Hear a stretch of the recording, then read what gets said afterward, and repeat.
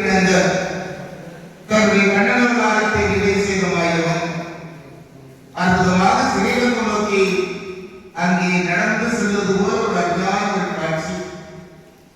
அவ்வாறு செல்கின்ற போது அந்த வனத்தில் அரிக்கோண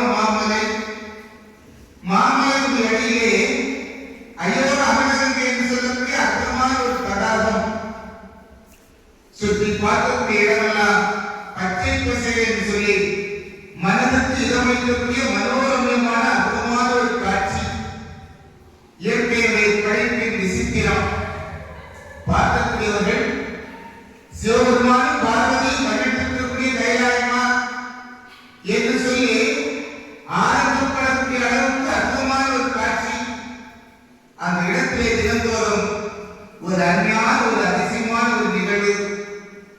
கையிலே சிவனுக்கு பணி செய்து மகிழக்கூடிய தேவலோகத்து மாதர்கள் அம்மைமார்கள் 7 பேர் தினந்தோறும் வந்து அந்த கங்கையிலே நீராடி மகிழ்ந்து அவருடைய கத்தின் மகிமையால் கங்கை நீரை கட்டி போல திரட்டி கையாளத்திலே சென்று சிவனுக்கு அபிஷேகம் செய்து மகிழ்வது இந்த அம்மைமார்களுடைய வழக்கம்.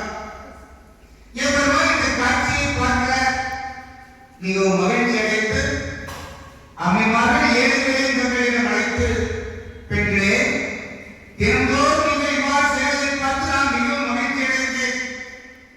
இன்று முதல் ஈசனுக்கு செய்யக்கூடிய பணிகளை எனக்கு செய்யுங்கள் என்று சொல்லி மாயவன் கேட்க, இறைவனை உண்மையிலே அறியாத அந்த மாதர்கள் இறைவன் கேட்டதற்கு மறுப்பு சொல்கிறார்கள்.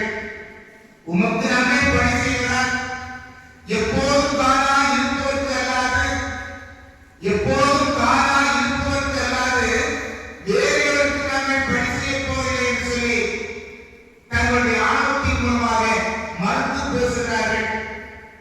ஆணவம் என்று சொன்னால் சிவன் வேறு நாராயணன் வேறு என்று சொல்லி இறைவனை பிரித்து பேசக்கூடிய நிலைக்கு இந்த அம்மைமார்கள் இறைவனால் இறக்கப்பட்டிருக்கிறார்கள். ஏனால் இங்கே ஆணவம் என்று சொல்லி சுட்டிக்காட்டப்படுகிறது.